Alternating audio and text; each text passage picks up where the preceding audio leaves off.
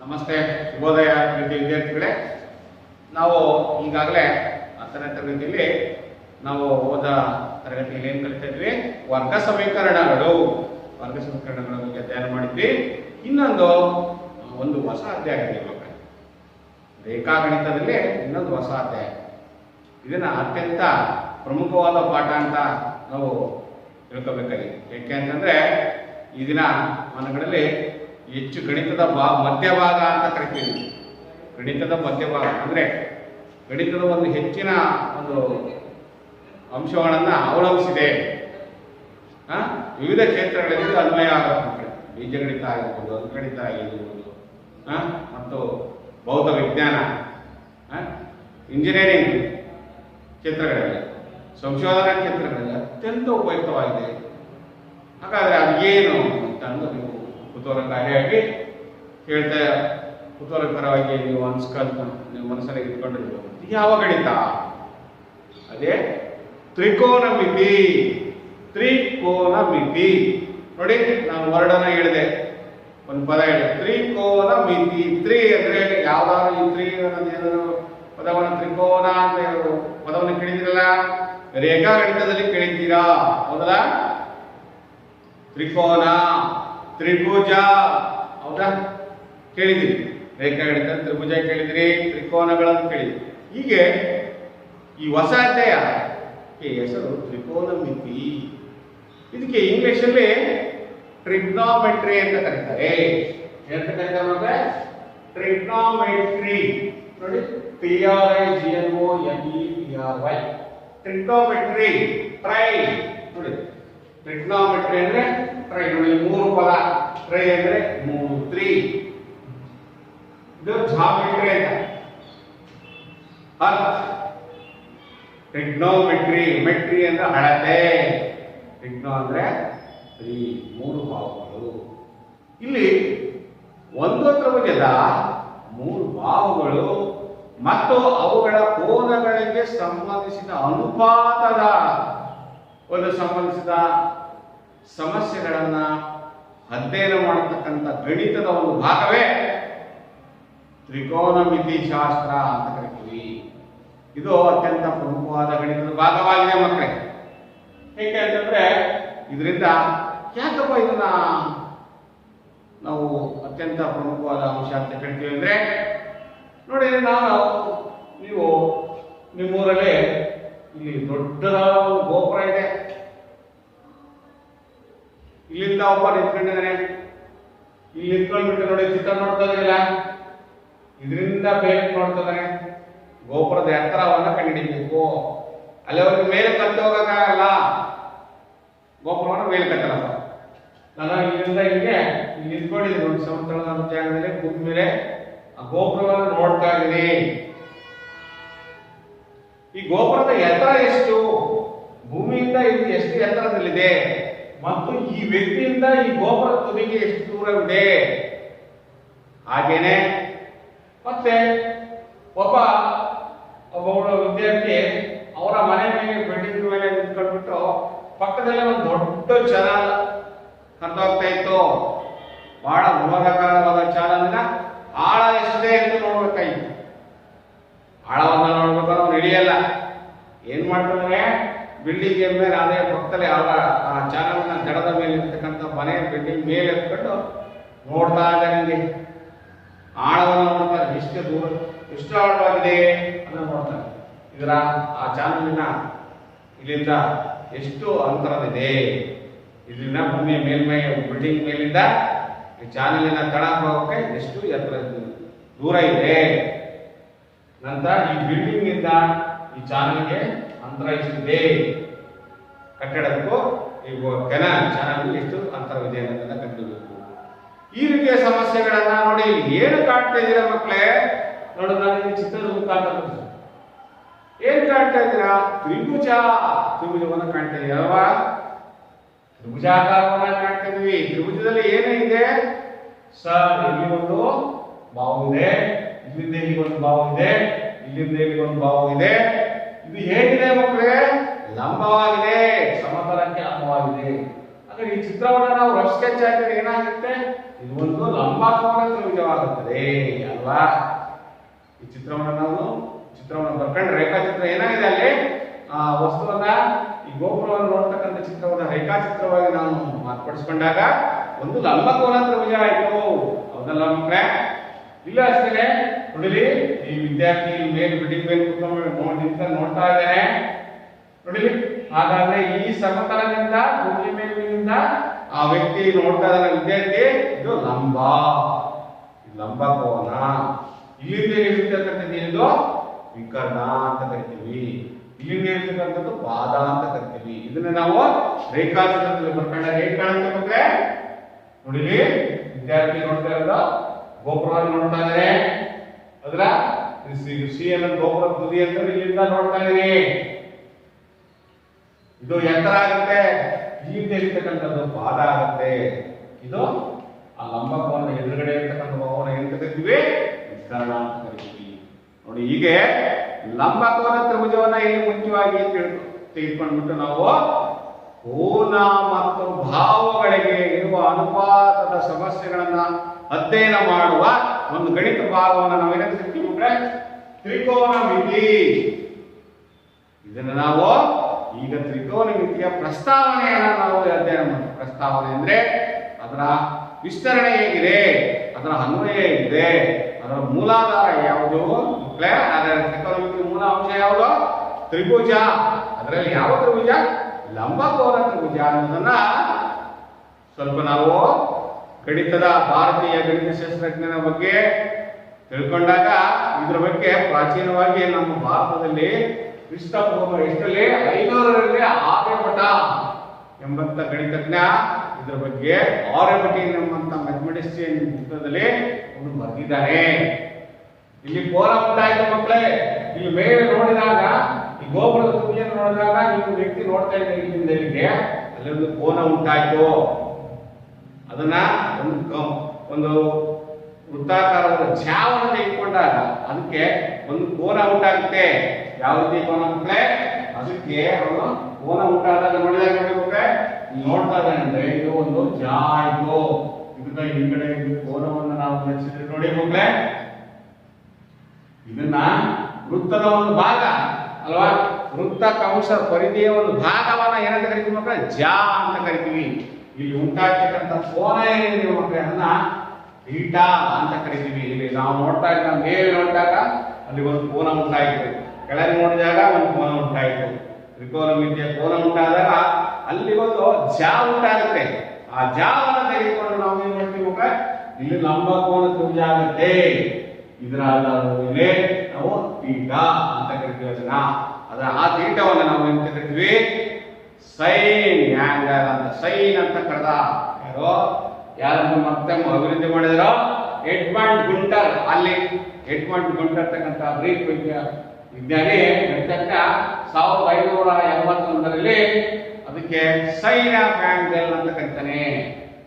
ಇದನ್ನ ಮೊಟ್ಟ ಮೊದಲು ನಮಗೆ ಇದರ ಬಗ್ಗೆ ಇತಿಹಾಸವನ್ನು ಇನ್ನೂ ಪ್ರಾಚೀನವಾಗಿ ನಾವು ಅಧ್ಯಯನ ಮಾಡಬಹುದಾದ್ರೆ ಗ್ರೀಕ್ ಈಜಿಪ್ಟಿಯನ್ನರು ಬೆಗೋಲಿಯನ್ ಪ್ರಾಜೆಕ್ಟ್ನಲ್ಲಿ ಈ ತ್ರಿಕೋನಮಿತಿಯ ಅಧ್ಯಯನವನ್ನ ಮೊಟ್ಟ ಮೊದಲಿಗೆ ನಾವು ಬಳಕೆ ಮಾಡೋದಕ್ಕೆ ಸ್ಥಾಪನೆ ಮಾಡಿಕೊಂಡ್ರು ಅಂತ ಹೇಳ್ತಾರೆ. ನಮ್ಮ ಗಣಿತದ ಇತಿಹಾಸದ ಪ್ರಕಾರ ಈಜಿಪ್ಟ್ ಎಬ್ಬಿಸಿದ ಬೆಬಿಲೋನಿಯಾ ಎಂಬಲ್ಲಿ ಮೊಟ್ಟ ಮೊದಲಿಗೆ ತ್ರಿಕೋನಮಿತಿಯನ್ನು ಬಳಕೆ ಮಾಡೋದಕ್ಕೆ ಸ್ಟಾರ್ಟ್ ಮಾಡಿದ್ರು. ಗ್ರೀಕ್ ನೋಡಿ, ಗ್ರೀಕ್ ಭಾಷೆ ನೋಡಿಲಿ, ಇದು ಗ್ರೀಕ್ ನ ಒಂದು ಪದವಾಗಿದೆ. ಟ್ರಿಗ್ನೋಮೆಟ್ರಿ, ಟ್ರೈ ಅಂದ್ರೆ ತ್ರೀ, ಜಿಯೋಮೆಟ್ರಿ ಅಂದ್ರೆ ಮೆಜರ್ಮೆಟ್ರಿ ಅಂದ್ರೆ ಮೆಜರ್ಮೆಂಟ್, ಅಳತೆ. ತ್ರಿಕೋನಮಿತಿ ಮೂರು ಭಾಗಗಳು ಮತ್ತು ಮೂರು ಕೋನಗಳಿಗೆ ಇರುವ ಸಂಬಂಧವನ್ನು ಅಳತೆ ಮಾಡತಕ್ಕಂಥ ಅಧ್ಯಯನ ಮಾಡುವ ವಿಜ್ಞಾನವನ್ನೇ ನಾವು ತ್ರಿಕೋನಮಿತಿ ಅಂತ ಕರಿತೀವಿ. ಅದು ಮಕ್ಕಳೇ ನೋಡಿ, ಈಗ ನಿಮಗೆ ಚಿತ್ರದ ಪರಿಕಲ್ಪನೆ ಗೊತ್ತಾಯ್ತಲ್ಲ. ಹೀಗೆ ನಾವು ಒಂದು ಪರ್ವತದ ಎತ್ತರವನ್ನ ಇಲ್ಲಿಂದಲೇ ನೀವು ಕಂಡು ಹಿಡಿಯಬಹುದು. ಅಗೋಯಲ್ಲಿರುವ ಒಂದು ದೇವಸ್ಥಾನದ ಗೋಪುರದ ಎತ್ತರವನ್ನ ನಾವು ಇಲ್ಲಿಂದ ಅದರ ಅಂತರ ಎಷ್ಟಿದೆ, ಡಿಸ್ಟೆನ್ಸ್ ಇಲ್ಲಿಂದ ದೂರ ಎಷ್ಟು, ಇದು ನಾವು ಅದು ಎಷ್ಟು ಎತ್ತರದಲ್ಲಿ ಇದೆ ಅನ್ನೋದನ್ನ ತುದಿಯನ್ನು ನಾವು ಅಳತೆ ಮಾಡಬಹುದು. ಆ ದೇವಸ್ಥಾನದ ಗೋಪುರದ ಎತ್ತರವನ್ನು ಕಂಡುಹಿಡಿಯಬಹುದು. ಹೀಗೆ ಒಂದು ಕಂಬ ಇದೆ ಅಥವಾ ಕಂಬದ ಎತ್ತರವನ್ನು ಕಂಡುಹಿಡಿಯಬಹುದು. ಹೀಗೆ ಹಲವಾರು ನಮ್ಮ ನಿತ್ಯ ಜೀವನದ ಸಂದರ್ಭಗಳಲ್ಲಿ ನಾವು ತ್ರಿಕೋನಮಿತಿಯನ್ನು ಉಪಯೋಗಿಸಿಕೊಂಡು ಸಮಸ್ಯೆಗಳನ್ನು ತಿಳಿಸಬಹುದು. ಅದಕ್ಕೆ ಬೇಕಾಗಿರತಕ್ಕಂಥ ಮೂಲ ಅಂಶಗಳನ್ನು ನಾವು ಇವತ್ತು ಅಧ್ಯಯನ ಮಾಡಬೇಕಾಗಿದೆ. ಏನೋ ಒಂದು ಮಕ್ಕಳೇ, ಅದೇ ತ್ರಿಕೋನಮಿತಿ ಅಂತ ಕರಿತೀವಿ. ತ್ರಿಕೋನಮಿತಿಯಲ್ಲಿ ಯಾವ ತ್ರಿಭುಜವನ್ನು ತೆಗೆದುಕೊಂಡಿದ್ದೀವಿ ಮಕ್ಕಳೇ? ಯಾವ ತ್ರಿಭುಜ? ಲಂಬಕೋನ ತ್ರಿಭುಜ. ಹೌದಾ? ಲಂಬಕೋನ ತ್ರಿಭುಜದಲ್ಲಿ ಈಗಾಗಲೇ ನಾವು ಪೈಥಾಗರಸ್ ಪ್ರಮೇಯವನ್ನು ಅಧ್ಯಯನ ಮಾಡಿದ್ದೀವಿ ಮಕ್ಕಳೇ. ಪೈಥಾಗರಸ್ ಪ್ರಮೇಯದಲ್ಲಿ ಯಾವ ಲಂಬಕೋನ ಉಂಟಾಗಿರುತ್ತೋ ಅದರ ಅಭಿಮುಖವಾಗಿರುವ ಭಾವವನ್ನು ಏನಂತ ಕರಿತೀವಿ ಮಕ್ಕಳೇ? ಲಂಬಕೋನದ ಎದುರುಗಡೆ ಭಾವವನ್ನು ವಿಕರ್ಣ ಅಂತ ಕರಿತೀವಿ. ನಂತರ ಇಲ್ಲಿ ಸೈನ್ ಆಫ್ ಆಂಗಲ್ ಅಂತಂದ್ರೆ ನಾನು ಹೇಳಿದೆ ಆಗಿರುತ್ತೆ, ನಾವು ನೋಡಿದಾಗ ಇಲ್ಲಿ ಒಂದು ಕೋನ ಉಂಟಾಗುತ್ತದೆ, ಆರ್ಕ್ ಕಂಸ ಮತ್ತು ಇದನ್ನು ನೋಡ್ತಕ್ಕಂಥದ್ರಿಂದ ಇಲ್ಲಿ ಕೋನ ಉಂಟಾಗುತ್ತೆ, ಸೈನ್ ಆಫ್ ಆಂಗಲ್ ಅಂತ ಕರಿತೀವಿ. ಅಂದ್ರೆ ಎ ಆಂಗಲ್ ಎ ಥೀಟಾ ಅಂತ ಕರಿತೀವಿ. ಕೋನವನ್ನ ಅಳತೆಯ ವಿಧಾನ ಥೀಟಾ ಅಂತ ಕರಿತೀವಿ. ಇದೇನಂತ ಕರಿತೀವಿ? ಥೀಟಾ. ಥೀಟಾ ಅಂದ್ರೆ ಇದು ಕೋನ. ಎ ಎಂಬ ಬಿಂದುವಿನಲ್ಲಿ ಉಂಟಾಗಿರ್ತಕ್ಕಂಥ ಕೋನ ಥೀಟಾ, ಸೈನ್ ಆಫ್ ಆಂಗಲ್. ನೋಡಿ ಇಲ್ಲಿ ನೋಡಿ, ಈ ಕೋನಕ್ಕೆ ಇರ್ತಕ್ಕಂಥ ಅಭಿಮುಖ ಭಾವನ ಸೈನ್ ಇರ್ತಕ್ಕಂಥ ಎದುರುಗಡೆ ಇರ್ತಕ್ಕಂಥ ಭಾವನ ನಾವು ಅಭಿಮುಖ ಬಾಹು ಅಂತ ಕರಿತೀವಿ. ಅಭಿಮುಖ ಬಾಹು ಅದಕ್ಕೆ ಏನಂತ ಕರಿತಾರೆ? ಇನ್ನೊಂದು ಎತ್ತರ ಅಥವಾ ಲಂಬ. ಪಾರ್ಶ್ವ ಬಾಹುಗೆ ಪಾದ. ಯಾವ ಕೋನ ಉಂಟಾಗಿದೆಯೋ ಆ ಕೋನ ಉಂಟಾಗಿರ್ತಕ್ಕಂಥ ಬಾಹು ಯಾವುದು? ಪಾರ್ಶ್ವ ಬಾಹು. ಇದು ಲಂಬ ಕೋನದ ಎದುರುಗಡೆ ಇರ್ತಕ್ಕಂಥ ಬಾಹು ವಿಕರ್ಣ ಅಂತ ಕರಿತೀವಿ. ಹೀಗೆ ಮಕ್ಕಳೇ, ಲಂಬಕೋನ ತ್ರಿಭುಜದಲ್ಲಿ ಪಾರ್ಶ್ವಭಾವ ಯಾವುದು, ವಿಕರ್ಣ ಯಾವುದು, ಅಭಿಮುಖ ಭಾವವನ್ನು ನಾವು ಪತ್ತೆ ಹಚ್ಚಬೇಕು ಮಕ್ಕಳೇ. Sine of A, sine angle. Sine ಅಂದ್ರೆ ಅಂತ ಹೇಳಿದ್ನಿ ಮಕ್ಕಳೇ. ಸೈನ್ ಅಂದ್ರೆ ನೋಡಿಲಿ, ಸೈನ್ ಆಫ್ ಆಂಗಲ್ ಯಾವ ರೀತಿಯಾಗಿ ಉತ್ಪತ್ತಿಯಾಗಿದೆ? ಸೈನ್ ಆಫ್ ಆಂಗಲ್ ಸೈನ್ ಎದ ಜ ಅಂತ ಕರೀತಾರೆ. ಸೈನ್ ಎ ಕೋನವನ್ನು ಉಂಟಾಗಿರುವ ಜಾದ ಜಾದಿಂದ ಉಂಟಾಗಿರ್ತಕ್ಕಂಥ ಭಾವಗಳ ಅನುಪಾತ. ಎ ಕೋನದ ಅಭಿಮುಖ ಬಾಹು ಬಿಸಿ. ನೋಡಿ, ಎ ಸೈನ್ ಆಫ್ ಎ ಕೋನದ ಅಭಿಮುಖ ಬಾಹು ಬಿಸಿ ಮತ್ತು ವಿಕರ್ಣ ಎಸಿ. ಹಾಗಾದ್ರೆ ಸೈನ್ ಆಂಗಲ್ ಸೈನ್ ಎ ಕೋನ ಅಂದ್ರೆ ಸೈನ್ ಎ ಅಂದ್ರೆ ಸೈನ್ ಥೀಟಾ. ಎ ಅಂತ ನಾವು ಹೆಸರು ಕೊಟ್ಟಿದ್ದೀವಿ ಮಕ್ಕಳೇ. ಯಾವ್ದಾರ ಅಕ್ಷರ ಕೊಡ್ಕೋಬಹುದು. ಥೀಟಾ ಅಂದ್ರೆ ಕೋನ, ಸೈನ್ ಎ ಅಂದ್ರೆ ಸೈನ್ ಎ ಆಂಗಲ್ ನ ಅಭಿಮುಖ ಬಾಹು, ಎ ಕೋನದ ಅಭಿಮುಖ ಬಾಹು ಯಾವುದು? ಬಿಸಿ. ಅದೇ ನೆಕ್ಸ್ಟ್ ವಿಕರ್ಣ, ವಿಕರ್ಣದ ಪಾರ್ಟಿ ಕೊಟ್ಟಿದ್ದೀವಿ ಎಸಿ. ಹೌದಾ? ಅಂದ್ರೆ ಹೀಗೆ sine A BC by AC ಅಂತ ಬರೀಬೇಕು. ಇದು ತ್ರಿಕೋನಮಿತಿಯ ಅನುಪಾತವನ್ನು ಬರೀತಕ್ಕಂಥ ವಿಧಾನ. Sine theta BC by AC ಅಂದ್ರೆ ಅರ್ಥ ಸೈನ್ ಥೀಟಾ ಅಭಿಮುಖ ಬಾಹು ಬೈ ವಿಕರ್ಣ ಬಾಹು, ಅಭಿಮುಖ ಬಾಹು ಬೈ ವಿಕರ್ಣ ಬಾಹು. ಇಂಗ್ಲಿಷ್ ಅಲ್ಲಿ ಏನಂತ ಕರೀತಾರೆ ಅಂತ ತಪ್ಪು ತಿಳ್ಕೊಳ್ಳೋಣ ಮಕ್ಕಳೇ. ಹಾಗಾದ್ರೆ ಇದಕ್ಕೆ ಅಡ್ಜಸೆಂಟ್ ಸೈಡ್ ಅಂತ ಕರಿತೀವಿ. ಪಾರ್ಶ್ವಭಾವಕ್ಕೆ ಅಡ್ಜಸೆಂಟ್. ಅಡ್ಜಸೆಂಟ್ ಯಾವ ಕೋನದವನ್ನು ಉಂಟು ಮಾಡಿರುವ ಅದರ ಪಕ್ಕದ ಉಂಟು ಮಾಡಿರ್ತಕ್ಕಂಥ ಶೃಂಗಬಿಂಬದ ಭಾವವನ್ನು ನಾವು ಅಡ್ಜಸೆಂಟ್ ಸೈಡ್ ಅಂತ ಕರಿತೀವಿ. ನೆಕ್ಸ್ಟ್ ಇದನ್ನ ಆ ಕೋನದ ಆಪೋಸಿಟ್ ಇರ್ತಕ್ಕಂಥದನ್ನ ಇದನ್ನ ಪರ್ಪೆಂಡಿಕ್ಯುಲರ್ ಅಥವಾ ಆಪೋಸಿಟ್ ಸೈಡ್ ಅಂತ ಕರಿತೀವಿ. ಇದಕ್ಕೆ ಆಪೋಸಿಟ್ ಸೈಡ್, ಲಂಬ ಕೋನ ಉಂಟು ಮಾಡಿರುವ ಬಾಹು ಅದು ಆಪೋಸಿಟ್ ಸೈಡ್. ಈ ಲಂಬ ಕೋನದ ಎದುರುಗಡೆ ಇರ್ತಕ್ಕಂಥ ಬಾಹುಗೆ ಅಂತ ಕರಿತೀವಿ ಹೈಪೋಟೆನಸ್ ಅಂತ ಕರಿತೀವಿ. ಎಂತ ಕರಿತೀವಿ? ಹೈಪೋಟೆನಸ್. ನೆನ್ಪಿಟ್ಕೋಬೇಕು ನೀವು. ನೋಡಿ, ಅಡ್ಜಸೆಂಟ್ ಅಂದ್ರೆ ಯಾವ್ದು ನೋಡಿ, ಒಂದು ಅಕ್ಷರ ನಾನು ಗೊತ್ತು ಮಾಡಿರ್ತೀನಿ, ಗೊತ್ತಾಗತ್ತೆ ನಿಮಗೆ. ಎ ಅಂದ್ರೆ ಅಡ್ಜಸೆಂಟ್ ಪಾರ್ಶ್ವಬಾಹು, ಇದೇನಿದೆ ಅಭಿಮುಖ ಬಾಹು. ಓ ಅಂದ್ರೆ ಆಪೋಸಿಟ್ ಸೈಡ್. ಆಪೋಸಿಟ್ ಸೈಡ್ ಅಂದ್ರೆ ಅಭಿಮುಖ ಬಾಹು, ಪರ್ಪೆಂಡಿಕ್ಯುಲರ್. ಇದನ್ನು ಏನಿದೆ ಹೈಪೋಟೆನಸ್ ಅಂತ ಕರಿತೀವಿ. ಇಂಗ್ಲಿಷ್ ಅಲ್ಲಿ adjacent side, opposite side, hypotenuse.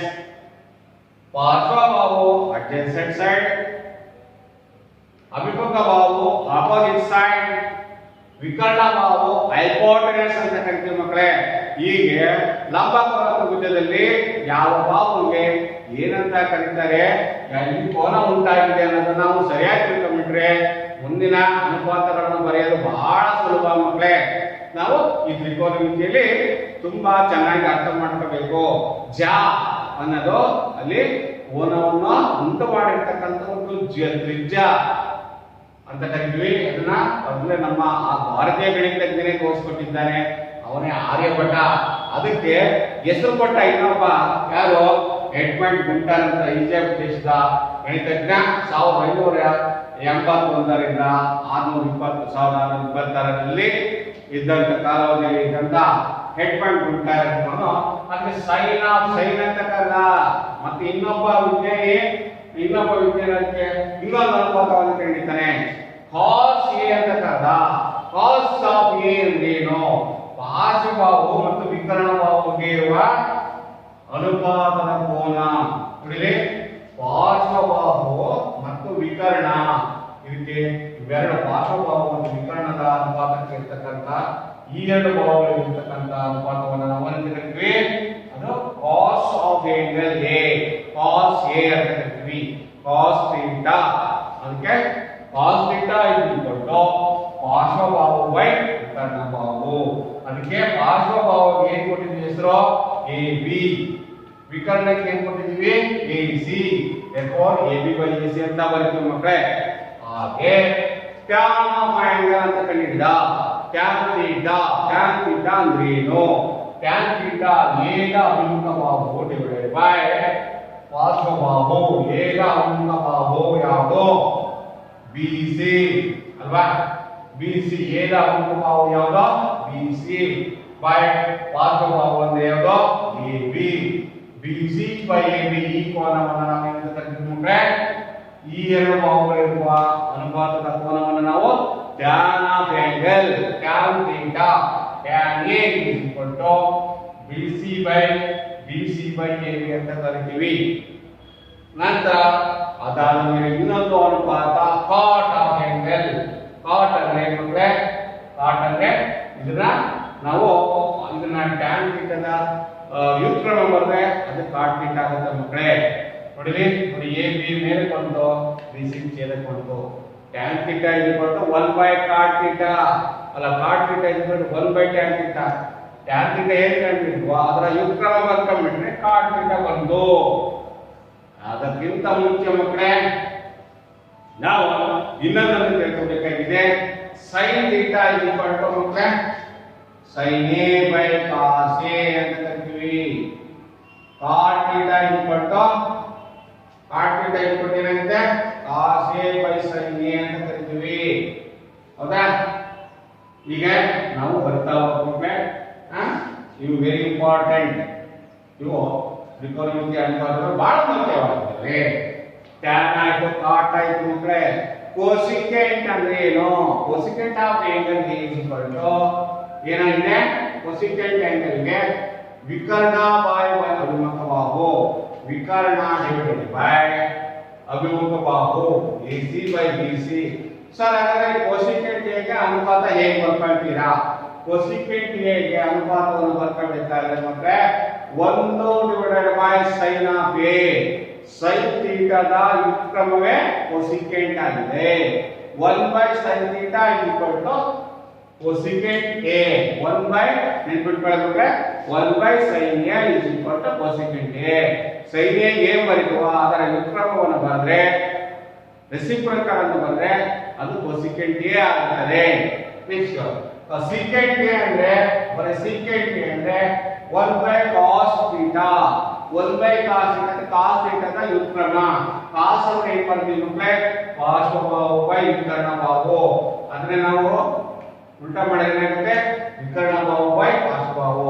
ಆವಾಗ ವಿಕರ್ಣ ಯಾವಿದೆ, AC, ಪಾರ್ಶ್ವಬಾಹು ಏನಿದೆ AB ಅಂತ ರೀತಿಯಾಗಿ ನಾವು ಬರ್ಕೋಬಹುದು ಮಕ್ಕಳೇ.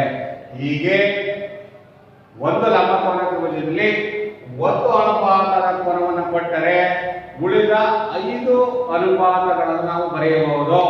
ಹೇಗೆ ಅನ್ನೋದನ್ನ ತಿಳ್ಕೋಬೇಕು ಮಕ್ಕಳೇ, ಬಹಳ ಮುಖ್ಯ. ಇದನ್ನ ತ್ರಿಕೋನಮಿತಿಯ ಅನುಪಾತಗಳು ಅಂತ ಕರಿತೀವಿ. ತ್ರಿಕೋನಮಿತಿಯ ಅನುಪಾತಗಳು. ಹಾಗಾದ್ರೆ ಇನ್ನೊಂದ್ಸರಿ ರಿಪೀಟ್ ಮಾಡೋಣ ಮಕ್ಕಳೇ. ನೋಡಿ, ಲಂಬಕೋನ ತ್ರಿಭುಜದಲ್ಲಿ ಯಾವುದೇ ಸೈನ್ ಥೀಟಾ ಅಲ್ಲಿ ಎ ಅನ್ನೋದು ಸೈನ್ ಆಫ್ ನಾನು ಎ ಕೋನ ಉಂಟಾಗಿದೆ ಅಂತ ತಿಳ್ಕೊಂಡಿದ್ದೀನಿ. ಆವಾಗ ಇದರಿಗೆ ಈ ಸೈನ್ ಥೀಟಾ ಥೀಟಾಕ್ಕೆ ಎದುರುಗಡೆ ಇರ್ತಕ್ಕಂಥದನ್ನ ಅಭಿಮುಖ ಭಾವ ಅಂತ ಕರಿತೀನಿ. ಆ ಕೋನವನ್ನು ಉಂಟಾಗಿ ಮಾಡಿರ್ತಕ್ಕಂಥ ಸಹಾಯ ಮಾಡಿರ್ತಕ್ಕಂಥ ರೇಖಾಖಂಡವನ್ನ ಪಾರ್ಶ್ವಭಾವ ಅಂತ ಕರಿತೀನಿ. ನಂತರ ಇಲ್ಲಿಂದ ಇರ್ತಕ್ಕಂಥ ಲಂಬಕೋನದ ಎದುರುಗಡೆ ಲಂಬಕೋನವನ್ನು ಉಂಟು ಮಾಡಿರುವ ಕೋನದ ಎದುರುಗಡೆ ಇರುವ ಭಾವನ ವಿಕರ್ಣ ಅಂತ ಕರಿತೀವಿ. ಇದನ್ನ ನಿಮಗೆ ಪೈಥಾಗರಸ್ ಪ್ರಮೇಯ, ಮೂಲ ಪ್ರಮೇಯದ ಬಗ್ಗೆ ನಿಮಗೆ ಈ ಲಂಬಕೋನ ತ್ರಿಭುಜದ ಬಗ್ಗೆ ಈಗ ಗೊತ್ತಿದೆ ಮಕ್ಕಳೇ. ಇಷ್ಟನ್ನು ನೆನಪಿಟ್ಕೊಂಡ್ರೆ ತುಂಬಾ ಸುಲಭ ಆಗುತ್ತೆ. ನಾನು ಯಾವ ಯಾಂಗಲ್ ತೆಗೆದುಕೊಟ್ಟು ಎಲ್ಲಿ ಕೋನ ಉಂಟ ಸೈನ್ ಥೀಟಾ ತೆಗೆದುಕೊಂಡು ಎ ಅಂತ ತೆಗೆದುಕೊಂಡು ಮಕ್ಕಳೇ ಈ ಲೆಕ್ಕವನ್ನು ಈ ತ್ರಿಭುಜದ ಚಿತ್ರವನ್ನು ಗಮನಿಸಿಕೊಳ್ಳಿ ಮಕ್ಕಳೇ. ಯಾವುದೇ ಲಂಬಕೋನ ತ್ರಿಭುಜ ತೆಗೆದುಕೊಂಡಾಗ ಸೈನ್ ಆಫ್ ಎ ಅಂದ್ರೆ ಅದಕ್ಕೆ ಇಲ್ಲಿ ಆಪೋಸಿಟ್ ಅಭಿಮುಖ ಭಾವ ಇರುತ್ತೆ. ಮತ್ತೆ ಲಂಬಕೋನದ ಎದುರುಗಡೆಗೆ ವಿಕರ್ಣ ಇರುತ್ತೆ. ಯಾವಾಗ ಇಲ್ಲಿ ಥೀಟಾ ಏನು ಕೊಟ್ಟೆ ಇದೆಯೋ ಕೋನ ಎನ್ನುತ್ತಾ ಇದೆಯೋ ಅದರ ಶೃಂಗಬಿಂದುವಿನಲ್ಲಿ ಅದೇ ಶೃಂಗಬಿಂದುವಿನಲ್ಲಿ ಪಾರ್ಶ್ವಭಾವ ಉಂಟಾಗಿರುತ್ತೆ. ಇದನ್ನು ಸರಿಯಾಗಿ ಉಳಿಸಿಕೊಳ್ಳಬೇಕು. ಸೈನ್ ಥೀಟಾ ಅಭಿಮುಖ ಬಾಹು ಬೈ ಪಾರ್ಶ್ವಭಾವು ನೆನ್ಪಿಟ್ಕೊಳ್ಳಿ. ನೆಕ್ಸ್ಟ್ ಕಾಸ್ ಥೀಟಾ ಪಾರ್ಶ್ವಭಾವು ಬೈ ವಿಕರ್ಣ ಬಾಹು. ಟ್ಯಾನ್ ಥೀಟಾ ಅಭಿಮುಖ ಬಾಹು ಬೈ ಪಾರ್ಶ್ವಭಾವು. ಸರ್ ಇದೇನು ಸರ್ ಬಾವು ಅಂತಿದೆ ಸರ್, ಕನ್ಫ್ಯೂಸ್ ಆಗ್ತಿದೆ. ಡೋಂಟ್ ವರಿ ಮಕ್ಕಳೇ, ನೀವು ನೆನ್ಪಿಟ್ಕೋಬಹುದು. ಇನ್ನು ಬಹಳ ಟ್ರಿಕ್ಸ್ ಇದೆ ಮಕ್ಕಳೇ, ಬಹಳ ಸುಲಭವಾಗಿ ಇಟ್ಕೊಳ್ಬಿಟ್ಟು ನೀವು ನೆನ್ಪಿಟ್ಕೋಬಹುದು. ನೋಡಿ ಸೈನ್ ಥೀಟಾ ನೋಡಿ ಮಕ್ಕಳೇ, ಸೈನ್ ಥೀಟಾ ಅವಿ ಅಂತ ಹಿಂಗೆ ಆ ಬೈ ವಿ ಅವಿ. ಕಾಸ್ ಥೀಟಾ ಪಾವಿ ಬಾರ ಹಾಕೋಬೇಕು. ನೋಡಿ ಪಾರ್ಶ್ವಭಾವ ಬೈ ವಿಕರ್ಣ ಬಾಹು. ಟ್ಯಾನ್ ಥೀಟಾ ಏನಾಗಿದೆ ಆ ಬೈ ಪ. ನೋಡಿ ಎಷ್ಟು ಸಿಂಪಲ್ ಇದೆ ಸೂತ್ರ ಮಕ್ಕಳೇ. ಇದೊಂದು ಸುಮ್ಮನೆ ಗುರುತಿಟ್ಕೊಂಡು ನಾವು ನೆನ್ಪಿಡಕ್ಕೆ ಸುಲಭ ಆಗಲಿ ಅಂತ ಮಕ್ಕಳೇ. ಒಂದು ಲಂಬಕೋನವನ್ನ ತ್ರಿಭುಜವನ್ನ ಗಮನದಲ್ಲಿ ಇಟ್ಕೊಳ್ಳಿ. ಅದರಲ್ಲೇ ಅಭಿಮುಖ ಬಾಹು, ವಿಕರ್ಣ ಬಾಹು, ಪಾರ್ಶ್ವಭಾವ ಏನನ್ನು ನಿಮ್ಗೆಲ್ಲ ಈ ಕಲ್ಪನೆ ನಿಮ್ಮ ಮನಸ್ಸಲ್ಲಿದೆ. ಅವಾಗ ಸೈನ್ ಥೀಟಾ ಏನ್ ನೆನ್ಕೊಳ್ಳಿ ಅವರು ಬೆಳೆಗಳನ್ನ. ಸೈನ್ ಥೀಟಾ ಅನುಪಾತ ಆ ಬೈ ವಿ ಅವಿ ನೆನ್ಬಿಟ್ರಿ. ಆ ಬೈ ವಿ ಅಂದ್ರೆ ಅವಿ ಅಂತ ಸಿಂಪಲ್ ಅವಿ. ಕಾಸ್ ಥೀಟಾಕ್ಕೆ ಪಾವಿ, ಟ್ಯಾನ್ ಥೀಟಾಕ್ಕೆ ಆ ಪ, ಅವಿ ಪವಿ ಅಪ. ಮೂರು ನೆನ್ಬಿಟ್ಕೊಂಡ್ಬಿಟ್ರೆ ಸೈನ್ ಥೀಟಾಕ್ಕೆ ಅಭಿಮುಖ ಭಾವ ವಿಕರ್ಣ, ಕಾಸ್ ಥೀಟಾಕ್ಕೆ ಪಾರ್ಶ್ವಭಾವ ವಿಕರ್ಣ, ಟ್ಯಾನ್ ಥೀಟಾಕ್ಕೆ ಅಭಿಮುಖ ಭಾವ ಬೈ ಪಾರ್ಶ್ವಭಾವ ಅಂತ ಇಟ್ಕೊಳ್ತೀವಿ. ನಂತರ ಉಳಿದವೆಲ್ಲ ಬರೀಬೋದು ಮಕ್ಕಳೇ. ಟ್ಯಾನ್ ಥೀಟಾ ರೆಸಿಪ್ರೋಕಲ್ ಅಂದ್ರೆ ವ್ಯುತ್ಕ್ರಮ. ಟ್ಯಾನ್ ಥೀಟಾ ವ್ಯುತ್ಕ್ರಮವನ್ನು ಬರೆದ್ರೆ ಕಾಟ್ ಥೀಟಾ ಬರುತ್ತೆ ಅಲ್ವಾ. Cosecant theta 1 by sine theta. Sine theta ವ್ಯುತ್ಕ್ರಮ ಬರ್ಕೊಂಡ್ರೆ ಕೋಸೆಕೆಂಟ್ ವ್ಯಾಲ್ಯೂ ಬರುತ್ತೆ. ಸೆಕೆಂಡ್ಗೆ 1 ಬೈ ಕಾಸ್ ಥೀಟಾ.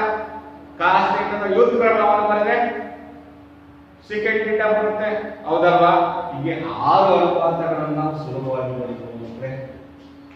ಇದೆಲ್ಲ ಬರ್ಕೊಳ್ಳಿ. ಓಕೆ, ತುಂಬಾ ಚೆನ್ನಾಗಿದೆ. ಇದೆಲ್ಲ ಬರ್ಕೊಳ್ಳಿ ಮಕ್ಕಳೇ, ಗಮನ ಇಟ್ಟು ಬರ್ಕೊಳ್ಳಿ. 6 ಅನುಪಾತಗಳು, ಇವನ್ನ ನಾವು ತ್ರಿಕೋನಮಿತಿಯ ಅನುಪಾತಗಳು ಅಂತ ತಿಳ್ಕೊಬೇಕು. ತಿಳ್ಕೊಳ್ಳಿ, ಬರ್ಕೊಳ್ತಾ ಹೋಗಿ. ಆಮೇಲೆ ಮುಖ್ಯವಾಗಿ ನಾನೀಗ ನಾನು ವಿಲೋಮ ಅನುಪಾತಗಳು ಹೇಗೆ ಬರೀಬೇಕು ಅನ್ನೋದನ್ನ ನೆನ್ಪಿಟ್ಕೊಳ್ಳೋಣ. 6 ಅನುಪಾತಗಳು ಬಂದು ಈಗ ವಿಲೋಮಾನುಪಾತಗಳು ಅಂತ. ವಿಲೋಮಾನುಪಾತ ಅಂದ್ರೆ ವಿಲೋಮ ಬಯರಷ್ಟೇ. ಏನು ಹೌದಾ?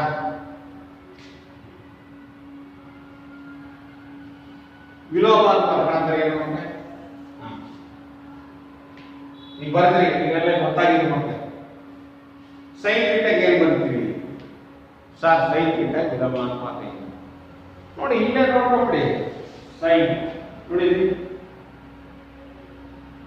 ಸೈನ್ ಥೀಟಾ ವಿಲೋಮ, ಕೊಸೆಕೆಂಟ್ ಥೀಟಾ ವಿಲೋಮ ಅಲ್ವಾ. ವ್ಯುತ್ಕ್ರಮಬಾರದು ಆಯ್ತು.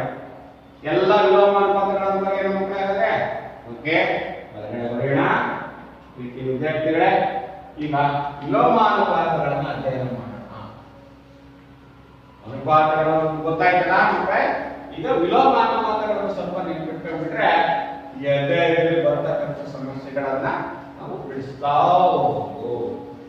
ನೋಡೋಣ. 6 ಅನುಪಾತಗಳನ್ನು ತಿಳ್ಕೊಂಡಂತೆ ಯಾವುದು? ವಿಲೋಮ ಅನುಪಾತಗಳು.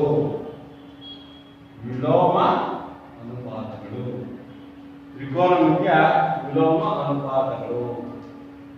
ಒಂದನೇದು sin θ = 1/cosec θ. ಎರಡನೇದು cos θ = 1/sec θ. ಮೂರನೇದು tan θ = 1/cot θ. ನಾಲ್ಕನೇದು cot θ ಅದು ವಿಲೋಮ 1/tan θ. ಐದನೇ ಪತ್ರಿಕೆಗೆ cosecant θ = 1/sin θ. 6 secant θ = 1/cos θ. ಆಮೇಲೆ ನಿಮಗೆ ಗೊತ್ತಿದೆ ಇವೆಲ್ಲ ಮೊದಲೇ ಗೊತ್ತು. ಟ್ಯಾನ್ ಅನ್ನೋದು ಒಂದು ಆಂಗಲ್ ಕಂಡುಹಿಡಿಯುವಾಗ tan A sin a by cos a. Tan sin cos ಏನು ಕಂಡುಹಿಡಿತಾರೋ ಅದೇ ರೀತಿ ಟ್ಯಾನ್ ಸಹ ಒಂದು ಆಂಗಲ್. ಟ್ಯಾನ್ θ = ಏನು? ಅಭಿಮುಖ ಬಾಹು ಬೈ ಪಾರ್ಶ್ವಬಾಹು. ಅಭಿಮುಖ ಬಾಹು ಮತ್ತು ಪಾರ್ಶ್ವಬಾಹುವಿನಿಂದ ಉಂಟಾದ ಕೋನ.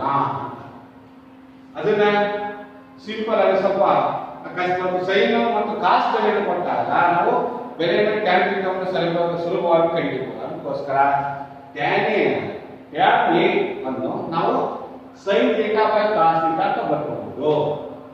cot θ = cos a divided by sin a. ಗಮನಿಸ್ತಾ ಇದ್ದೀರಾ ವಿದ್ಯಾರ್ಥಿಗಳೇ? ಅರ್ಥ ಆಯ್ತಲ್ಲ? ವಿಲೋಮ ಅನುಪಾತಗಳನ್ನ ಹೇಗೆ ಬರ್ಕೋಬೇಕು ಅನ್ನೋದನ್ನ ನೆನಪಿಟ್ಕೊಳ್ಳಿ. ನಂತರ ಟ್ಯಾನ್ ಮತ್ತು ಕಾಟ್ ಆಂಗಲ್ ಅನ್ನ ಒಂದೊಂದು ಹೇಗೆ ನೆನಪಿಟ್ಕೊಳ್ಳಿ. ಅದರ ನಂತರ ಪ್ರತಿ ವಿದ್ಯಾರ್ಥಿಗಳೇ ಈಗ ಒಂದು ಆಂಗಲ್ ಅನ್ನ ಕೊಟ್ಟಿದ್ರೆ ಅದನ್ನ ಮತ್ತೊಂದು ಬಾಹುವಿನ ಅಳತೆಯನ್ನು ನಾವು ಹೇಗೆ ಕಂಡುಹಿಡಿಯಬಹುದು? ಒಂದು ಲಂಬಕೋನ ತ್ರಿಭುಜದಲ್ಲಿ ಅಭ್ಯಾಸದ ಕೆಲವು ಲೆಕ್ಕಗಳನ್ನು ಕೊಟ್ಟಿದ್ದಾರೆ. ನೋಡೋಣ. ಅದರಲ್ಲಿ ಅಭ್ಯಾಸದಲ್ಲಿ ಲೆಕ್ಕಗಳನ್ನ ನೋಡ್ತಾ ಹೋಗೋಣ. ಒಂದೊಂದೇ ಈ ತ್ರಿಕೋನಮಿತಿಯ ಅನುಪಾತದ ಬೆಲೆಗಳನ್ನು ಕೊಟ್ಟಾಗ ನಾವು ಇದಕ್ಕೆ ಯಾವ ರೀತಿ ಅಭ್ಯಾಸ ಮಾಡಬೇಕು ಅಂತ ಲೆಕ್ಕವನ್ನು ಬಿಡಿಸೋಣ ಮಕ್ಕಳೇ. ಈಗ ನೀವು ಕಲಿತಂತ ಪಾಠ ಏನು? ತ್ರಿಕೋನಮಿತಿಯ ಅನುಪಾತಗಳು ಮತ್ತು ವಿಲೋಮ ಅನುಪಾತಗಳು ಕಲ್ತ್ಕೊಂಡ್ರ? ಈಗ ಲೆಕ್ಕ ನೋಡೋಣ. ಒಂದು ಲೆಕ್ಕ ಇದೆ, ವೆರಿ ಇಂಪಾರ್ಟೆಂಟ್, ಸುಲಭವಾದ ಲೆಕ್ಕ. ABC ತ್ರಿಭುಜದಲ್ಲಿ ಬಿಎಂಬಿ ಲಂಬಕೋನವಾಗಿದೆ. ನೋಡಿ, AB = 24 ಸೆಂಟಿಮೀಟರ್, BC = 2 ಸೆಂಟಿಮೀಟರ್. ಆದರೆ ಇವುಗಳನ್ನು ಕಂಡುಹಿಡಿ ಕೊಟ್ಟಿದೆ. ಎಸ್, ನಾನು ರಫ್ ಆಗಿ ಒಂದು ಲಂಬಕೋನ ತ್ರಿಭುಜ ಬರ್ಕೊಂಡ್ರೆ ರಫ್ ಇದು ಸಮಸ್ಯೆ ಕೊಟ್ಟಿದ್ದಾರೆ. P Q R ಇದು ಲಂಬಕೋನ ತ್ರಿಭುಜ. ಇದು 12 ಸೆಂಟಿಮೀಟರ್ ಇದೆ. ಇದು 13 ಸೆಂಟಿಮೀಟರ್ ಇದೆ. ಇದು ಕೊಟ್ಟಿಲ್ಲ. ಹಾಗಾದ್ರೆ AB = 24, BC = 7.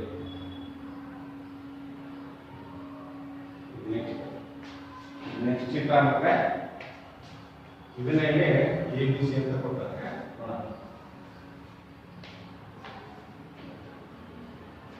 ABC ಅಂತ ಕೊಡ್ತಾರೆ. ಮೊದಲನೇ ಲೆಕ್ಕ AB 24, BC 7. ಆದರೆ ಇವುಗಳನ್ನು AC ಕೊಟ್ಟಿಲ್ಲ. ಮೊದಲನೇ ಪ್ರಶ್ನೆ, ಸೈಡ್ ಕಾಸ್ ಎಷ್ಟು ಕಂಡು sin A cos A ಕಂಡು. ಈ ಪ್ರತಿ ವಿದ್ಯಾರ್ಥಿಗಳು ಇದು ಲಂಬಕೋನ ತ್ರಿಭುಜ ಅಂದ್ರೆ ಇದು 7 24 ಎಸಿ ಕೊಟ್ಟಿಲ್ಲ. ಲಂಬ ಭಾವವನ್ನು ಅಳತೆ ಕೊಟ್ಟಿದೆ, ಪಾರ್ಶ್ವ ಭಾವವನ್ನು ಅಳತೆ ಕೊಟ್ಟಿದ್ದಾರೆ, ವಿಕರ್ಣ ಭಾವವನ್ನು ಅಳತೆ ಕೊಟ್ಟಿಲ್ಲ. ಹಾಗಾದ್ರೆ ವಿಕರ್ಣ ಇಸ್ಕೊಳ್ಬೇಕು. ನಮ್ಗೆ ಇದು ಲಂಬಕೋನ ತ್ರಿಭುಜ ಅಂತಂದ್ರೆ ಅಲ್ವಾ, ಎಬಿಸಿ ಲಂಬಕೋನ ತ್ರಿಭುಜದಲ್ಲಿ ಅಲ್ವಾ, ಎಬಿಸಿ ಲಂಬಕೋನ ತ್ರಿಭುಜದಲ್ಲಿ ಎಸಿ ಸ್ಕ್ವೇರ್ ಏನಾಗಿದೆ, AB square plus BC square. AC square ಕಂಡಿದ್ದೀವಿ, AC square AB 24 square plus BC 7 square. AC square 24 25 25 625 24 24 ಅನ್ನು ಗುಣಿಸಿದ್ರೆ ಮಕ್ಕಳೇ ಎಷ್ಟಾಗುತ್ತೆ ನೋಡಿ, 596 ಆಗುತ್ತಾ. 4 14 1 4 9 9 2 4 8 2 4 6 ಹೌದಾ, 8 16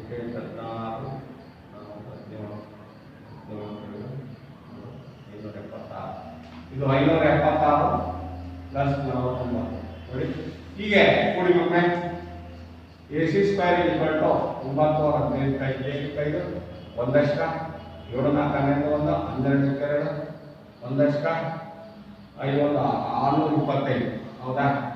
ಎಸಿ ಸ್ಕ್ವೇರ್ ಅಂದ್ರೆ ಎಸಿ 625 ಎಸಿ 25 ಅಂದ್ರೆ ಇದುವೇ 25 ಆಗಬೇಕು ಹೌದಾ.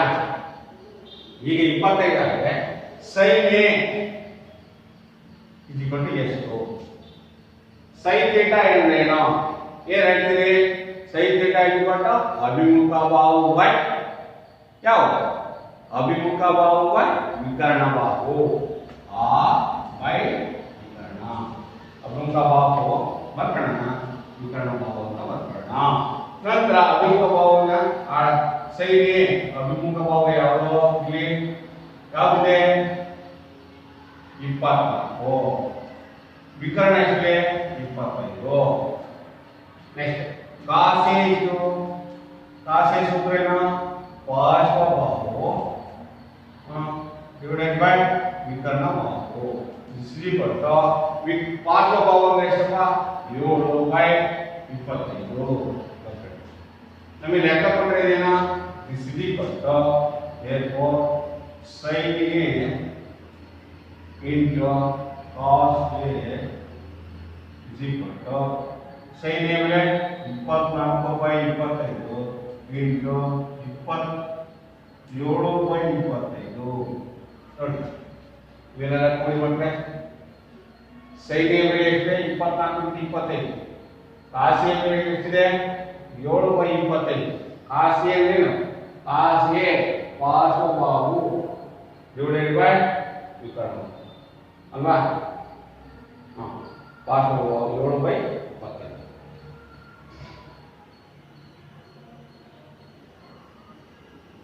ಎಷ್ಟು ಬಂತು ಮಕ್ಕಳೇ, ಈಗ ಬರ್ಕೊಂಡಿದೆ ಉತ್ತರ ಎಷ್ಟು ಬರುತ್ತೆ, 24 × 7 ಗುಣಿಸ್ರಿ 7 4 25 8 ಈ ಬಾಗಿಸ್ಬೇಕು ಅಂದ್ರೆ ಹಾಗೆ ಇದೆ.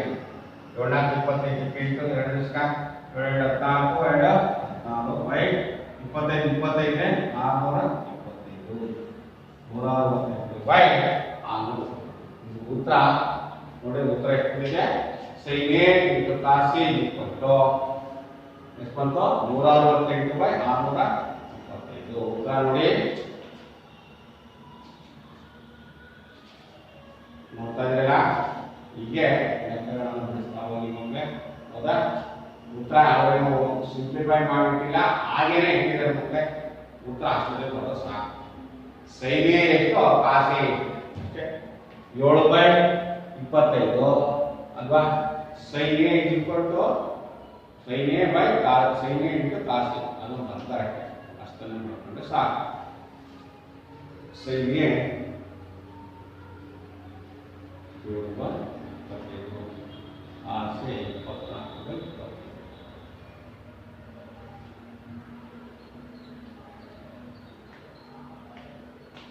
sin A ಇಲ್ಲಿ ಯಾವಾಗ ನಾವು ಈ ರೀತಿ ತೆಗೆದುಕೊಂಡ್ರೆ ಈಗ ತಗೊಂಡ ಎ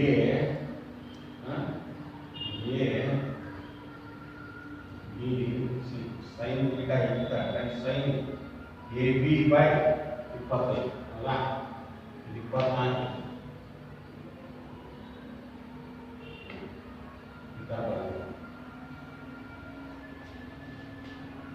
ಸೈನ್ ಥೀಟಾ ಇಟ್ಕೊಂಡು ಎಷ್ಟು ಬರುತ್ತೆ ಕಂಡು ಈ ತರ ಮಾಡ್ತಾ ಹೋಗ್ತೀವಿ ಹೌದಾ sine C cos C sine C cos C ಮಾಡಿಬಿಟ್ರೆ ಇಲ್ಲಿ ಕೋನವನ್ನು ಸರಿಯಾಗಿ ಅರ್ಥ ಮಾಡ್ಕೋಬೇಕಂತೆ ಕೋನ ಅಂತ ಅಂತಂದ್ರೆ ಸೈನ್ ಥೀಟಾಕ್ಕೆ ಸೈನ್ ಎ ಅಲ್ವಾ ಹೇಳಿದವರು ಸೈನ್ ಎಗೆ ಇದು ಅಪೋಸಿಟ್ ಆಗಿರ್ತಕ್ಕಂಥದ್ದು ಅಭಿಮುಖ ಭಾವ ಆಗುತ್ತೆ ಅಥವಾ ಇದಕ್ಕೆ ಅಪೋಸಿಟ್ ಭಾವ ಇದಾಗುತ್ತೆ 7/25 7/25 24/25 ಇದನ್ನ ಈ ತರ ತಗೋಬೇಕು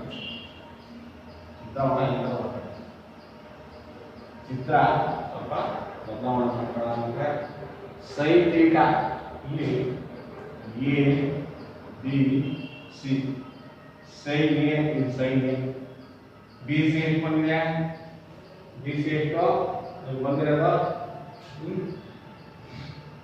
ಬಿ ಸಿ ಅಭಿಮುಖ ಭಾವ 7 ಇದು 24 25 ಹೌದಲ್ವಾ ಅಭಿಮುಖ ಭಾವ ಅಂದ್ರೆ ಯಾವಂದ್ರೆ ಸೈನ್ ಥೀಟಾಕ್ಕೆ ಅಭಿಮುಖ ಭಾವ ಇದು ಬರುತ್ತೆ ಸೈನ್ ಥೀಟಾಕ್ಕೆ ಅಭಿಮುಖ ಭಾವ ಯಾವುದು 7/25 ಸರಿಯಾಗಿ ಬರ್ತದೆ ಇದನ್ನ ಅಭಿಮುಖ ಭಾವ ಬೈ ವಿಕರ್ಣ ಭಾವ ಈಕ್ವಲ್ ಟು 7 ಅಭಿಮುಖ ಭಾವ ಇದಕ್ಕೆ ಅಭಿಮುಖ ಭಾವ 7 ವಿಕರ್ಣ ಭಾವ cos theta क्या बರುತ್ತೆ cos of a cos a ಅಂದ್ರೆ cos theta cos theta के सूत्र पा by b पार्श्व बाहु by विकर्ण बाहु पार्श्व बाहु by विकर्ण बाहु 24 by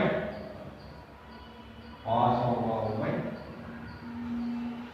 इसको भरोसा नेनपिट्ಕೊಳ್ಳಿ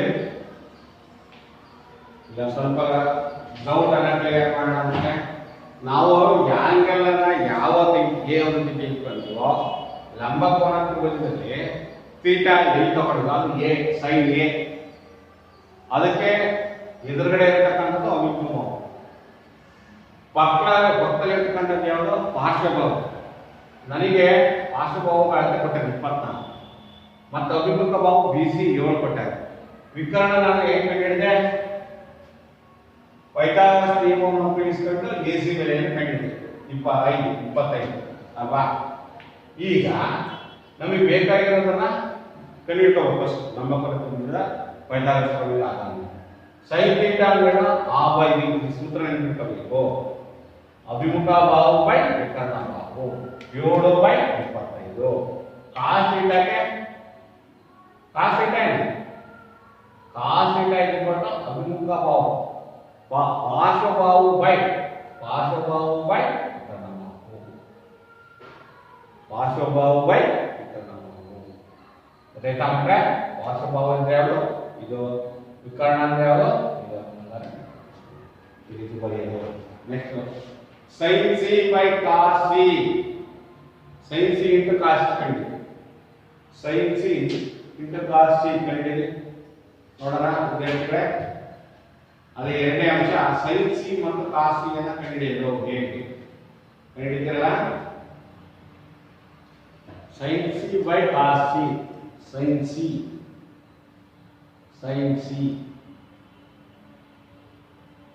sin c by cos c sin theta ಈಗ ಮಕ್ಕಳೇ sin c cos c ಅಂದ್ರೆ sin theta ಹಾಕೋಣ ಅವಾಗ sin c ಇದಕ್ಕೆ ಅಭಿಮುಖ ಭಾವ ಬೈ ವಿಕರ್ಣ ಭಾವ sin c ಯಾವ್ದಿದೆ ಬೆಲೆ 24 ವಿಕರ್ಣಕ್ಕೆ ಯಾವ್ದಿದೆ 25 ಹೌದಾ ಇಂಟು cos c ಅಂದ್ರೆ ಯಾವುದು ಇದಕ್ಕೆ cos ತಗೊಂಡ್ರೆ ಈ cos ಥೀಟಾ ಈ cos ಥೀಟಾ ತಗೊಂಡ್ರೆ ಏನಾಗುತ್ತೆ cos ಥೀಟಾಗೆ ಯಾವುದು ಸೂತ್ರ ಪಾ ಬೈ ವಿ ಪಾರ್ಶ್ವ ಬಾಹು ಬೈ ವಿಕರ್ಣ ಪಾರ್ಶ್ವ ಯಾವ್ದಂತೆ 7 ಪಾರ್ಶ್ವ ಬೈ ವಿಕರ್ಣ 7 ಬೈ 7 ಬೈ ಈ ರೀತಿಯಾಗಿ ನಾವು ಲೆಕ್ಕವನ್ನು ನೋಡಿ ಮಕ್ಕಳೇ. ನಿಮಗೆ ಗೊತ್ತಾಯ್ತಲ್ಲ, ಅರ್ಥ ಆಯ್ತಲ್ಲ ಈಗ ಮಕ್ಕಳೇ? ಈಗ ನೋಡೋಣ ಚಿತ್ರ. ನೆಕ್ಸ್ಟ್ ಎರಡನೇ ಪ್ರಶ್ನೆ 11.13 ಒಂದು tan P minus cot R ಕಂಡಿದ್ದೀವಿ ಅಂತ ಹೇಳಿ ಇನ್ನೊಂದು ಲೆಕ್ಕ. ಟ್ಯಾನ್ ಪಿ ಮತ್ತು ಕಾಟ್ ಆರ್ ಅರ್ಥ ಆಯ್ತಲ್ಲ ಮಕ್ಕಳೇ? ಒಂದು ಲಂಬಕೋನ ತ್ರಿಭುಜದಲ್ಲಿ ಯಾವ್ದಾವ ಒಂದು ಭಾವದ ಅಳತೆಯನ್ನ ಕೊಡದೇ ಇದ್ರೆ ಏನ್ ಮಾಡಿ ನಾವು ಅನುಪಾತವನ್ನು ಕಂಡುಹಿಡಿಯಬೇಕು ಅದನ್ನ ನಾವು ಕಂಡುಹಿಡಿದ್ವಿ. ಈಗ ಒಂದು ಚಿತ್ರ ಇದೆ, ಚಿತ್ರ ಅವಲಂಬನೆ ಕೊಡ್ತಾರೆ. ಚಿತ್ರ ನೋಡೋಣ. ಎರಡನೇ ಪ್ರಶ್ನೆ ಚಿತ್ರವನ್ನು ನೀಟಾಗಿ ಅಬ್ಸರ್ವ್ ಮಾಡಿ ಮಕ್ಕಳೇ. ಚಿತ್ರ ಇದೆ, ಒಂದು ಲಂಬಕೋನ ತ್ರಿಭುಜ ಕೊಟ್ಟಿದ್ದಾರೆ, ಬಹಳ ಅರ್ಥ ಮಾಡ್ಕೋಬೇಕು. ಪಿ ಕ್ಯೂ ಆರ್ ಇದು 12 ಲಂಬ, ವಿಕರ್ಣ 13 ಸೆಂಟಿಮೀಟರ್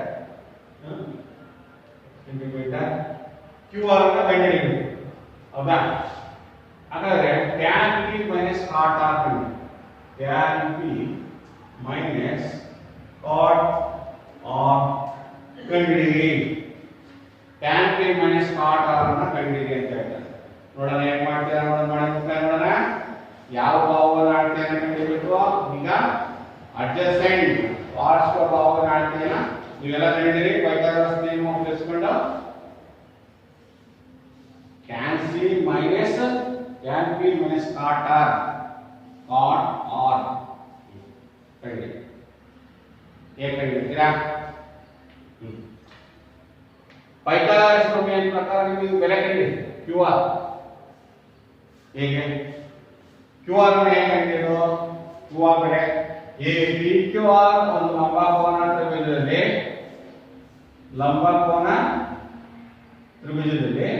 ಅಲ್ವಾ? ಪಿ ಕ್ಯೂ ಆರ್ ಲಂಬಕೋನ ತ್ರಿಭುಜದಲ್ಲಿ ಏನ್ ಮಾಡ್ಬೇಕೀಗ? P R square P Q square plus Q R square. ಹೌದಾ ಮುಖ್ಯ? ಫಾಲೋ ಮಾಡ್ತಾರೆ. ಪೈಥಾಗರಸ್ ಪ್ರಮೇಯವನ್ನು ಅಪ್ಲೈ ಮಾಡ್ತೀವಿ. ನಮಗೆ ಬೇಕಾಗಿರೋದು ಯಾವಾಗ? Q R. therefore Q R square is equal to P R square minus ಯಾವುದು? ಪಿ ಆರ್ ಸ್ಕ್ವೇರ್ ಮೈನಸ್ ಯಾವ ಕಡೆ ಈಗ? ಪಿ ಆರ್ ಸ್ಕ್ವೇರ್ ಇಂದ ಪಿ ಆರ್ ಸ್ಕ್ವೇರ್ ಅಲ್ಲಿ ಯಾವ ಕಡೆ ಇದ್ರಿ?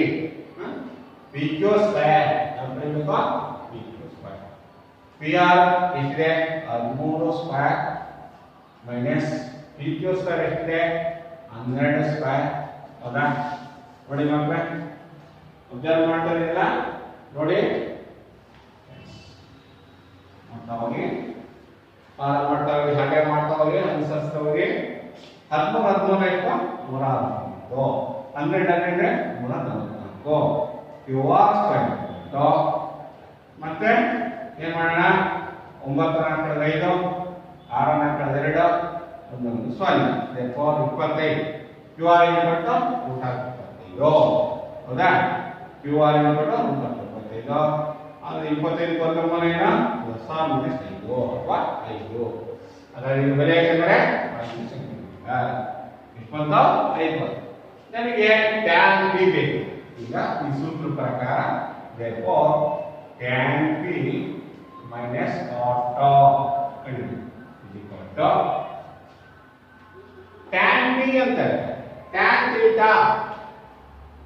ಥೀಟಾ is equal to ಏನ್ ಮಾಡ್ತೀರಿ? ಸೂತ್ರ ಏನು? Tan theta is equal to ಏನು? ಅಭಿಮುಖ ಬಾಹು ಬೈ ಪಾರ್ಶ್ವ ಬಾಹು. ಅಭಿಮುಖ ಈ ಥೀಟಾಕ್ಕೆ ಈ ಕೋನಕ್ಕೆ ಅಭಿಮುಖ ಬಾಹು ಯಾವುದು? ಟ್ಯಾನ್ ಥೀಟಾಕ್ಕೆ ಏನು? ಅಂದ್ರೆ ಅಭಿಮುಖ ಬಾಹು ಬೈ ಪಾರ್ಶ್ವ ಬಾಹು. ಅಭಿಮುಖ ಬಾಹು ಯಾವ್ದಾಗುತ್ತೆ? ಅಭಿಮುಖ ಬಾಹು ಬೈ ಪಾರ್ಶ್ವ ಬಾಹು 5 ಮೈನಸ್ 12 ಮೈನಸ್ ಕಾಟ್ ಆರ್ ಹೇಳ್ತಾರೆ. Cot theta is equal to ಹೌದಾ 12 ಮೈನಸ್ ಏನಾಗುತ್ತೆ 12 ಬೈ 5 12 60 ರಾಸಾಯನಿಕ ಕಮ್ಮಿ 12 60 ಹೌದಾ 5 25 ಮೈನಸ್ 5 12 ಎಷ್ಟು 12 ಹೌದಾ ನೋಡಿ ಮಕ್ಕಳು ಎಷ್ಟು ಬರ್ತಿದೆ ಉತ್ತರ ಕಾಟ್ ಅಂದ್ರೆ cot theta equal to reciprocal of tan theta ಅಲ್ವಾ 5 ಬೈ 12 ಬೈ ಕಾಟ್ ಆರ್ ಅಂತ ಕೇಳಿದ್ರೆ ಆರ್ ಕಾಟ್ ಥೀಟಾ ಏನು ಬರ್ತದೆ ಕಾಟ್ ಥೀಟಾಕ್ಕೆ ಏನು ಸೂತ್ರ ಕಾಟ್ ಥೀಟಾಕ್ಕೆ ಏನು ಬರ್ತೀವಿ 1 ಬೈ ಟ್ಯಾನ್ 1 ಬೈ ಟ್ಯಾನ್ ಅಂದ್ರೆ ಇದು 12 ಮೇಲಕ್ಕೆ ಹೋಗುತ್ತೆ ಇದಕ್ಕೆ 5 ಬರುತ್ತೆ ಕಳ್ಕೊಂಡ್ರೆ ಏನಾಗ್ತದೆ ಮಕ್ಕಳೇ ಯಾಕೆ ನೋಡಿ 5 ಒಳಗೆ 12 ಇದೆ 60 5 25 5 12 60 ನೋಡಿ ಈಗ ಎಷ್ಟಾಯ್ತು 5 12 60 12 12 140 5 12 ಹೌದಾ 5 5 12 12 ಆಗುತ್ತೆ 144 ನೋಡಿ ಕಳೆಯಿದ್ರೆ 25 14 9 ಇದು ಇಲ್ಲಿ 14 9 ಆಗುತ್ತೆ ಮೈನಸ್ 14 9 3 13 ಕಳೆದ್ರೆ 13ರಲ್ಲಿ 2 ಕಡೆ ಎಷ್ಟು 11 ಮೈನಸ್ 1 ಇದು ಭಾಗ ಆಗಲ್ಲ ಇದು ನಿಶ್ಚಯವಾಗಿ ಭಾಗ ಆಗಲ್ಲ ನೋಡಿದ್ರೆ ಆದ್ದರಿಂದ ನಾವು ಇದನ್ನೇನಂತ ಕರಿತೀವಿ tan P minus cot R equal 0 ಬೆಲೆನ ಆದೇಶ ಮಾಡಿಬಿಟ್ಟು ಸುಲಭೀಕರಣ ಮಾಡಿಬಿಟ್ರೆ ಅವಾಗ ಏನು ಬರುತ್ತೆ tan P into cot R ಇಟ್ಟಿದ್ದೀವಿ ಇದು tan P into cot R ಆದರೆ ಅದು ಉತ್ತರ ಇದು ಬರುತ್ತೆ 0 ಬರುತ್ತೆ ಹೀಗೆ tan P minus cot R ಅನ್ನು ಕಂಡುಹಿಡಿಯಿರಿ 0 equal to tan P minus cot R equal to 0 minus cot ಬೆಲೆಯನ್ನು ಆದೇಶ ಮಾಡ್ರಿ ಮಾಡಿದ್ರೆ ಏನು ಬರುತ್ತೆ 0 ಬರುತ್ತೆ ಅರ್ಥ ಏನಂದ್ರೆ ಟ್ಯಾನ್ ಪಿ ಏನು ಬಂತು ಅಭಿಮುಖ ಆ ಬೈ ಪಾ 5 ಬೈ 12 ಮೈನಸ್ ಮತ್ತೆ ಅದೇ ರೀತಿಯಾಗಿ ಮತ್ತೆ ಆರ್ಗೆ ಅಭಿಮುಖ ಭಾವ ಯಾವುದು ಅಭಿಮುಖ ಭಾವಕ್ಕೆ ಯಾವ್ದಾಗ್ತದೆ ಆರ್ ಕಾಟ್ ಆರ್ 5 ಬೈ 12 ಹೌದಾ ಇದು ಸ್ವಲ್ಪ ಕೆಲಸ ಆಗುತ್ತೆ 0 ಆಯ್ತಾ ಹೀಗೆ ಪ್ರತಿ ವಿದ್ಯಾರ್ಥಿಗಳೇ ನಾವು tan P minus cot R ಬೆಲೆ 0 ಆಗುತ್ತೆ ಈಗ sine A equal to 3 by 4 ಆದರೆ ಕಾಸ್ ಎ ಮತ್ತು ಟ್ಯಾನ್ ಎ ಬೆಲೆಯನ್ನು ಇನ್ನೊಂದು ಲೆಕ್ಕ ನೋಡಿ ಮಕ್ಕಳೇ ಇನ್ನೊಂದು ಚಿತ್ರ ಕೊಟ್ಟಿದೆ 3ನೇ ಲೆಕ್ಕ ಒಂದು ನಾಮಕರಣ ಮುಂದೆ ಬರ್ತಾರೆ ಏನು ಕೊಟ್ಟಿದ್ದಾರೆ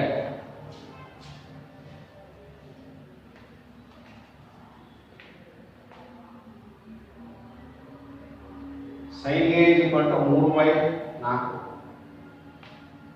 ನಾವು ಎ ಬಿ ಸಿ ಅಂತ ಕೊಟ್ಟೋಣ sine A equal to sine A sine theta equal to ಏನು ಅಭಿಮುಖ ಭಾವ ಬೈ ವಿಕರ್ಣ ಭಾವ ಅಭಿಮುಖ ಭಾವ ಬೈ ವಿಕರ್ಣ ಭಾವ ಎ ಬಿ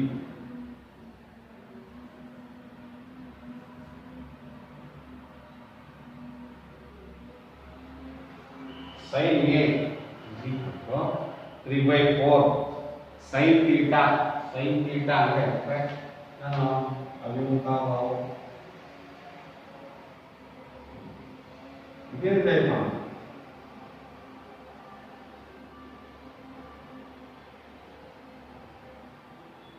ಇದೇ ತಗೊಂಡ್ರೆ ಎ ಬಿ ಸಿ ಅಭಿಮುಖ ಭಾವವು ಬೈ ವಿಕರ್ಣ ಭಾವ ಅಭಿಮುಖ ಭಾವ ಯಾವಾಗ 3 ಇದು 4 ಆಗುತ್ತೆ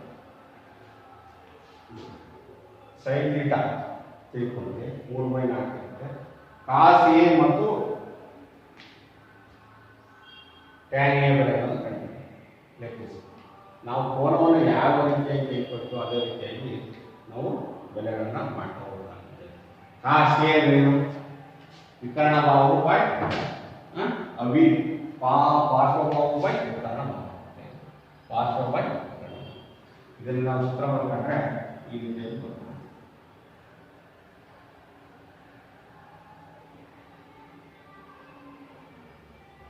ಆಯ್ತು, ಇದು 3 ಅಂತ ಬರ್ತದೆ ಅಲ್ವಾ? 3, 4, 5 ನಾವು ಪೈಥಾಗರಸ್ ತ್ರಿಕೋನಗಳ ಪ್ರಕಾರ ಇದು 3 ಇದ್ರೆ 4 ಇದೆ 5. ಅವಾಗ ಥೀಟಾ ಯಾವ ತಗೋಬೇಕು, ಥೀಟಾ ಯಾವ ತಗೋಬೇಕಾಗುತ್ತೆ ಅಂದ್ರೆ ಅಭಿಮುಖ ಬಾಹು ಬೈ ಅಂದ್ರೆ ಇದು ಎ ತಗೋಬೇಕು, ಇದು ಎ ತಗೋಬೇಕು, ಇದು ಬಿ ತಗೋಬೇಕು, ಇದು ಸಿ ತಗೋಬೇಕು. ಇದು ಸೈನ್ ಥೀಟಾ ಅವು ಕೊಟ್ಟರೇನ ಸೈನ್ ಎ ಈಕ್ವಲ್ ಟು 3/4 ನೋಡಿ. ಸೈನ್ ಥೀಟಾ ಈಕ್ವಲ್ ಟು ನೋಡಿ ಸೈನ್ ಎ ಲಿಖೆ ಇದು ಸೈನ್ ಎ ಪಾರ್ಶ್ವಭಾವು ಬೈ ವಿಕರ್ಣ ಭಾವ ಅಂತಾನೆ ಹೇಳಿದೆ. ಆ ಬೈ ಬಿ ಇದಿರ್ತಾರೆ ಪಾರ್ಶ್ವಭಾವು ಬೈ ವಿಕರ್ಣ ಭಾವ.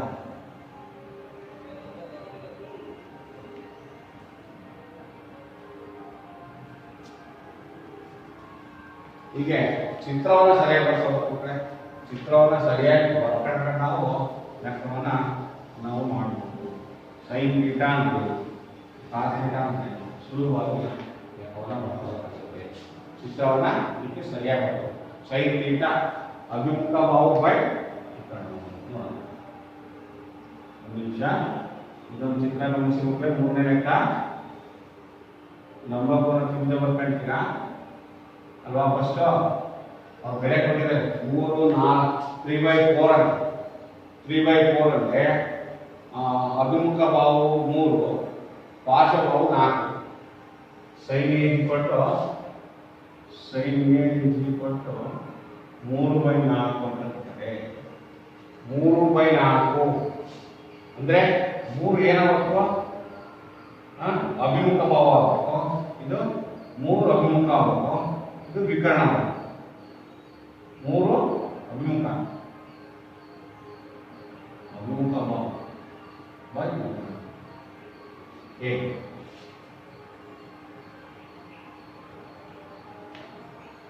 ಸೈನ್ ಥೀಟಾ ಸೈನ್ ಇದು 3 ಇದು 4. ಹಾಗಾದ್ರೆ ಇದು ಎಷ್ಟಾಗುತ್ತೆ? ಈಗ ಎಷ್ಟಾಗುತ್ತೆ ಮಕ್ಕಳೇ? 3, 4. ಈಗ ನಮಗೆ ಸೈನ್ ಥೀಟಾ ಇಟ್ಬಿಟ್ಟು 3/4. ಯಾಕೆ? ಸೈನ್ ಆಫ್ ಬಿ ಇಟ್ಬಿಟ್ಟು ಇದರಿಂದ ಅಭಿಮುಖ ಭಾವ, ಇದಕ್ಕೆ ಅಭಿಮುಖ ಭಾವ, ಇದು ಲಂಬ ಕೋನಕ್ಕೆ ಹೋಗಿರೋದು ವಿಕರ್ಣ ಭಾವ, ಇದೇನಾಗುತ್ತೆ ಅಭಿಮುಖ, ಇದೇನಾಗುತ್ತೆ ಪಾರ್ಶ್ವಭಾವ. ಸೈನ್ ಗೊತ್ತಾಯ್ತು. ಕಾಸ್ ಎ ಬರುತ್ತೆ. ಈಗ ಕಾಸ್ ಎ ಬರುತ್ತೆ, ಕಾಸ್ ಎ ಬರೀಬಹುದು. ಕಾಸ್ ಥೀಟಾ ಇಟ್ಬಿಟ್ಟು ಪಾರ್ಶ್ವಭಾವ ಬೈ ವಿಕರ್ಣ, ಪಾರ್ಶ್ವ ಬೈ ವಿಕರ್ಣ. ಅವಾಗ ಪಾರ್ಶ್ವಭಾವ ರಂಟೆ ಎಷ್ಟು? ಪೈಥಾಗರಸ್ ತ್ರಿಕೋನ ಪ್ರಕಾರ 3, 4, 5 ಹೌದಾ? AC ಸ್ಕ್ವೇರ್ ಇಲ್ಲಿ AB ಸ್ಕ್ವೇರ್ ಇಟ್ಬಿಟ್ಟು ನಾನು ಏನು ತಗೊಂಡ್ಬಿಟ್ಟು ಅದು ಬರ್ಬೋದು A B C ಅಂತ. AC ಸ್ಕ್ವೇರ್ ಇಟ್ಬಿಟ್ಟು AB square plus BC square ಹೌದಾ? ಮರ್ಕೊಂಡಾಗ ನಾವು ಏನಾಗುತ್ತೆ 5/4 ಕಾಸ್ ಎ ಬಂತು. Next second A tan A ಬಂತು. ಟ್ಯಾನ್ ಏನು ಮಾಡುವಾಗ ಟ್ಯಾನ್ ಥೀಟಾ ಬಂತು sine A by cos A. Sine A ಎಷ್ಟು ಬಂದಿದೆ? 3/4. ಕಾಸ್ ಎ ಎಷ್ಟಿದೆ? 5/4. ಇದನ್ನ ಮೇಲೆ ತಗೊಂಡೋದ್ರೆ ಈಕ್ವಲ್ ಟು 3/4 ಇದು 4/5 ಆಗುತ್ತೆ. 5ಕ್ಕೆ ಹೋಯ್ತು equal to 3/5. Tan A equal to 3/5. ಹೀಗೆ ಅಭ್ಯಾಸದಲ್ಲಿ ಇರುವ ಸಮಸ್ಯೆಗಳನ್ನ ಬಿಡಿಸ್ತಾ ಹೋದ್ರೆ ನೀವು ಹಾಗೇನೆ ಫಾಲೋ ಮಾಡ್ತಾ ಅಭ್ಯಾಸದಲ್ಲಿರ್ತಕ್ಕಂಥ ಸಮಸ್ಯೆಗಳನ್ನು ನಾವು ಬಿಡಿಸ್ತಾ ಹೋದರೆ ತುಂಬ ಚೆನ್ನಾಗಿ ಅರ್ಥ ಆಗುತ್ತೆ ಅಂತ ಹೇಳ್ತಾ